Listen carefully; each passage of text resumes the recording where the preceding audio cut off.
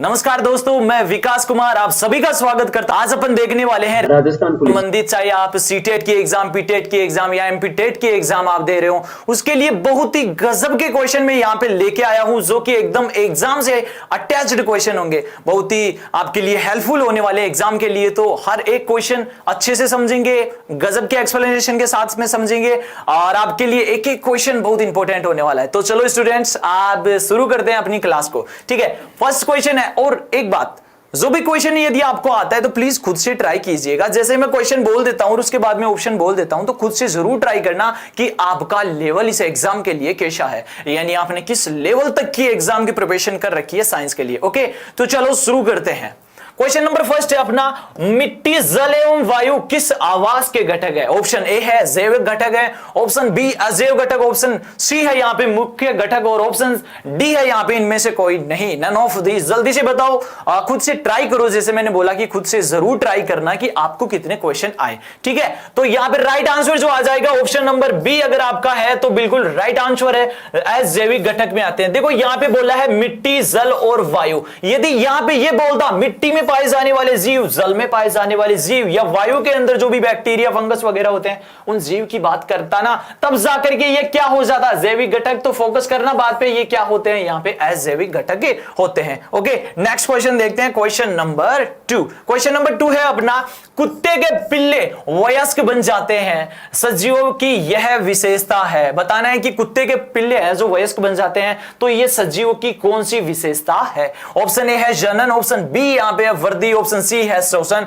और option D है इनमें से कोई नहीं। तो इसका राइट आंसर क्या आ जाएगा? ऑप्शन नंबर बी यदि आपका है तो बिल्कुल सही है, बी वर्दी यहां पे आ जाएगा। देखो यहां पे बोल रहा है वयस्क बनने के लिए, ठीक है, यहां पे नहीं बोल रहा है कि कुत्ते के पिल्ले का भ्रूण कैसे बनेगा, जाइगोट के द्वारा भ्रूण कैसे बनेगा। तब अगर बात आती ना तो वो रिप्रोडक्शन में चला जाता और जनन की यहां पे आंसर आ जाता, लेकिन यहां पे बात कर रहा है वयस्क बनने की। ओके, तो नेक्स्ट क्वेश्चन देखते हैं, क्वेश्चन नंबर 3।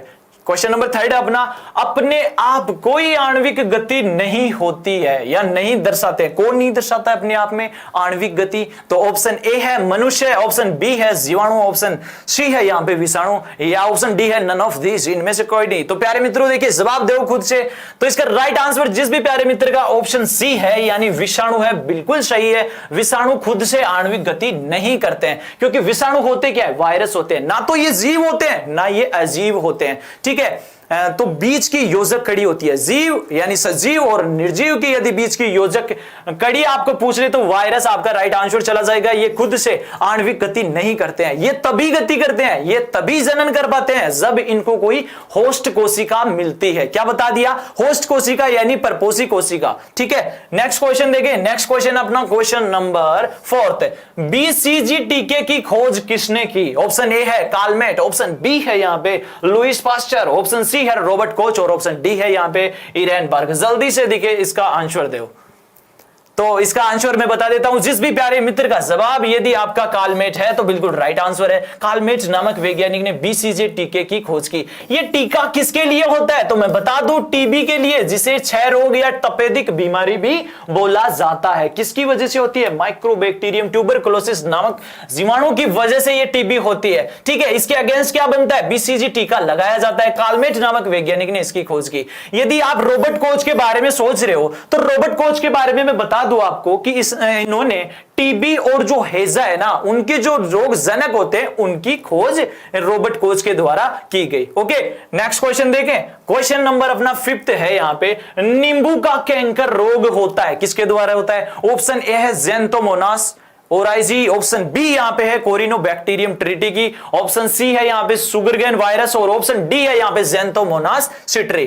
तो आपका राइट आंसर हो जाएगा ऑप्शन नंबर डी, ज़ेंथोमोनास सिट्री यहां पे राइट आंसर चला जाएगा। ठीक है, तो ये क्या करता है नींबू के अंदर कैंकर रोग? देखो एक नींबू होता है ना, इसके ब्लैक डॉट से हो जाते हैं और इनकी त्वचा जो कोशिका भित्ति होती है ना एकदम कमजोर हो जाती है। ओके, तो वो क्या होता है? नींबू का कैंकर रोग होता है। ज़ेंथोमोनास ओराइजी की मैं बात करता हूं तो ये चावलों के अंदर, चावल में अंगमारी रोग पैदा करता है, याद रखना, इंपॉर्टेंट बात है। कॉर्निबैक्टीरियम ट्रिटी की बात करता हूं तो ये गेहूं के अंदर टुंडू रोग उत्पन्न कर देता है, ठीक है। कौन सा? गेहूं में टुंडू रोग उत्पन्न कर देता है। सुगर केन वायरस की यदि मैं बात करता हूं तो ये क्या करता है, जो शुगर होता जो गन्ना होता है ना, उसके अंदर मोजेक नामक रोग उत्पन्न कर देता है। ज़ैंथोमोनास सिट्री मैंने बता दिया, नींबू के अंदर कैंकर नामक रोग उत्पन्न करता है, ठीक है। नेक्स्ट क्वेश्चन देखो, क्वेश्चन नंबर अपना 6 है, ब्रेड या इडली फूलने का कारण क्या होता है? ऑप्शन ए है उष्णता, ऑप्शन बी है यहां पे पसीना, ऑप्शन सी है यहां पे मांडना, या फिर ऑप्शन डी है यहां पे यीस्ट कोशिकाएं। तो इस इडली के फूलने का जो मेन रीजन होता है वो क्या होता है? ऑप्शन नंबर डी, यीस्ट कोशिकाएं। यीस्ट कोशिकाएं क्या करती हैं?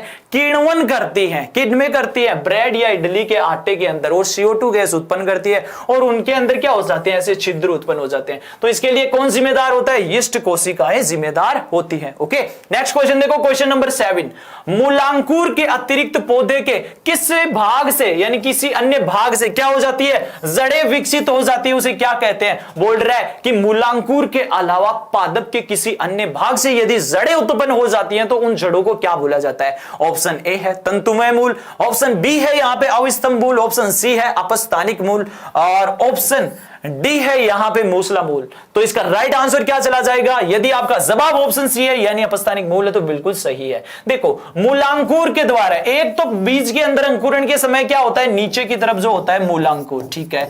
मूलांकुर के द्वारा तो क्या मूल का निर्माण हो जाता है? किसका बता दिया? मूल का निर्माण हो जाता है। यहां पे ऊपर होता है परांकुर, क्या बताया? परांकुर। इसके द्वारा किसका निर्माण हो जाता है? जो स्टेम होता है, जो तना होता है, उसके द्वारा निर्माण हो जाता है। यदि मूलांकुर के द्वारा जो जड़ का निर्माण होता है उन्हें सत्ते जड़ें बोला जाता है। और इसके अलावा कहीं और से, पादप की टहनी से या फिर पत्तियों वगैरह से यदि इसका निर्माण हो जाता है जड़ों का, ठीक है, तो उसको क्या बोला जाता है? अपस्थानिक जड़ें बोला जाता है। फॉर द एग्जांपल, जो बरगद होता है ना, बरगद की जो टहने, कहां से टहनी वैसे निकलती है ना जड़ें, वो कहां से निकलती हैं? उसके स्टेम भाग से निकलती है ना, वो अपस्थानिक जड़ों के अंदर ही आती हैं। आगे बात समझ में? तंतुमय जड़ें जो एक बीजपत्री मोनोकोट जो पादप होते हैं ना, जैसे गेहूं हो गया, उनके अंदर पाई जाती हैं, ठीक है। और जो अविस्तंभ मूल किसमें पाई जाती है? मक्का, बाजरा। देखो, मक्का, बाजरा ऐसे पतले से तने होते हैं ना, ऐसे तिरछी जड़ें उनमें निकली हुई होती है, इन्हें क्या बोला जाता है? ये सपोर्ट के लिए होती हैं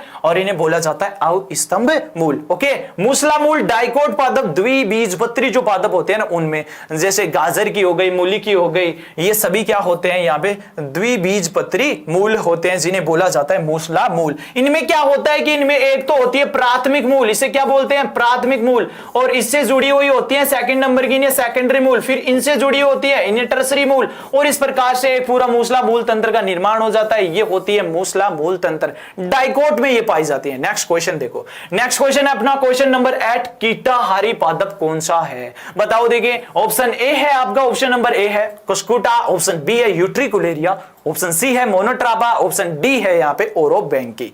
तो इसका राइट आंसर, यदि आपका ऑप्शन बी है तो बिल्कुल सही जवाब दिया आपने, यूट्रिकुलेरिया यहां पे राइट आंसर चला जाएगा। देखो, कीटाहारी मतलब कीटों का भक्षण करता है। कीटों का भक्षण क्यों करता है? यह पादप नाइट्रोजन प्राप्त करने के लिए कीटों का क्या करता है? भक्षण करता है। इसका मतलब मैं बोल सकता हूं कि आहार पूर्ति के लिए कीटों का क्या करता है? भक्षण करता है। यूट्रिकुलेरिया के साथ में आप याद रखना, जो घटपर्णी पादप होता है या कलश पादप जिसे बोला जाता है, निपेंथीज जिसे बोला जाता है, वो भी क्या होता है? कीटाहारी पादप होता है। एक विनस फ्लाई ट्रैप नाम से आपने पादप सुन रखा होगा, वो भी क्या होता है? यहां पे कीटाहारी पादप होता है, याद रखना। कुस्कुटा क्या होती है? अंबरबेल आपने नाम सुना है ना, जो अंबरबेल होती है ना, उसे ही क्या बोला जाता है? कुस्कुटा बोला जाता है। मोनोट्रापा एक सुंदर सा फूलों वाला छोटा सा पादप होता है। ओरोबैंकी ये खरपतवार होती है। सरसों के जो खेत आपने देखे होंगे और छोटे छोटे पादप उसके नीचे उग जाते हैं, वो होते हैं ओरोबैंकी। ओके, ये क्या है? खरपतवार है। चलो नेक्स्ट क्वेश्चन देखते हैं, क्वेश्चन नंबर 9। क्वेश्चन नंबर 9 है, CO2 गैस मुक्त होती है। ऑप्शन नंबर ए है रक्तारोहण के अंतर्गत, ऑप्शन बी है यहां पे ऑप्शन नंबर बी है वाष्पोत्सर्जन के अंतर्गत, ऑप्शन सी है प्रकाश संश्लेषण के अंतर्गत, और ऑप्शन डी है यहां पे शोषण के अंतर्गत। देखिए इसका जवाब देखो क्या बोल रहा है कि CO2 गैस मुक्त होती है। तो यदि आपका जवाब शोषण नहीं, यहां पे शोषण करो, श्वसन, शोषण नहीं आएगा यहां पे शोषण। ओके, तो ये इसका राइट आंसर भी क्या आ जाएगा, शोषण के अंतर्गत क्या होती है, CO2 गैस मुक्त होती है। देखो शोषण जब भी अंतर शोषण पादपों के अंदर होता है ना, तो क्या होता है कि जो ग्लूकोज होती है ना C6H12O6, ये क्या करती है, उसका ऑक्सीडेशन होता है। ये एक तरह से फूड हो गया, फूड का ऑक्सीडेशन हो गया, इसे क्या बोलते हैं, शोषण की क्रिया बोलते हैं। तो इस दौरान क्या 6CO2 प्लस 6H2O और plus energy 673 kilo calorie energy release होती है। ये रिएक्शन होती है अंतः शोषण के दौरान जब पादप शोषण क्रिया करते हैं, यानी ग्लूकोज का ऑक्सीडेशन हो जाता है और CO2 रिलीज होती है, साथ में बहुत सारी ऊर्जा भी रिलीज होती है। आगे बात समझ में, तो राइट आंसर क्या चला जाएगा, option number D. Okay, next question देखते हैं।